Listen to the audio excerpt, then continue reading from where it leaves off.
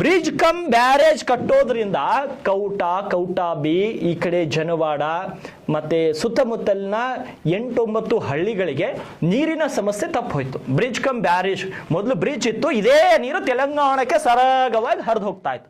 ತೆಲಂಗಾಣದವರು ಅಲ್ಲಿ ಬ್ರಿಡ್ಜ್ ಕಟ್ಕೊಂಡು ಅವರು ಆರಾಮವಾಗಿ ನೀರಾವರಿಯನ್ನ ಮಾಡ್ಕೊಳ್ತಾ ಇದ್ದಾರೆ. ಆದ್ರೆ ನಮ್ಮ ಕನ್ನಡಿಗರ ಪರಿಸ್ಥಿತಿ ಏನು, ನಮ್ಮ ಬೀದರ್ ಜಿಲ್ಲೆ ಜನರ ಪರಿಸ್ಥಿತಿ ಏನು, ನಮ್ಮ ಔರಾದ್ ಜನರ ಪರಿಸ್ಥಿತಿ ಏನು, ಇದನ್ನ ಮನಗಂಡಂತಹ ಭಗವಂತ ಖೋಬಾ ಅಲ್ಲಿ ಬ್ರಿಡ್ಜ್ ಕಮ್ ಬ್ಯಾರೇಜ್ ನಿರ್ಮಾಣಕ್ಕೆ ನಿತಿನ್ ಗಡ್ಕರಿಗೆ ಮನವಿ ಮಾಡ್ತಾರೆ.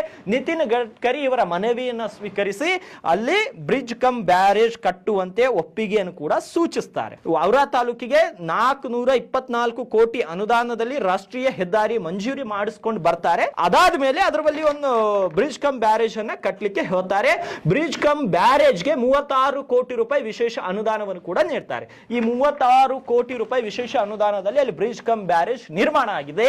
ಇದರಿಂದ ಈ ಒಂದು ಬ್ರಿಡ್ಜ್ ಕಮ್ ಬ್ಯಾರೇಜ್ ನ ನಿರ್ಮಾಣದಿಂದ 8-9 ಹಳ್ಳಿಗಳಿಗೆ ನೀರಿನ ಸಮಸ್ಯೆ ತಪ್ಪೋಗಿದೆ. ಮತ್ತು ಆ ಒಂದು ಬ್ರಿಡ್ಜ್ ಕಮ್ ಬ್ಯಾರೇಜ್ ಕಟ್ಟಿರೋದ್ರಿಂದ ತೆಲಂಗಾಣಕ್ಕೆ ಏನು ನೀರು ಫ್ಲೋ ಹೋಗ್ತಾ ಇತ್ತು, ರಭಸವಾಗಿ ನೀರು ಹರಿದು ಹೋಗ್ತಾ ಇತ್ತು, ಅವೆಲ್ಲವೂ ನೀರು ಇವಾಗ ಆ ಒಂದು ಬ್ಯಾರೇಜ್ ಹತ್ರ ಸ್ಟೋರ್ ಆಗುತ್ತೆ. ಆ ಬ್ಯಾರೇಜ್ ನಲ್ಲಿ ನೀರು ಸ್ಟೋರ್ ಆದ ಪರಿಣಾಮವೇ ಇವತ್ತು ಈ ವರ್ಷ ಬೇಸಿಗೆಯಲ್ಲಿ ಕೂಡ ಅಲ್ಲಿ ನಾವು ನೀರನ್ನ ಕಂಡಿದ್ದೀವಿ.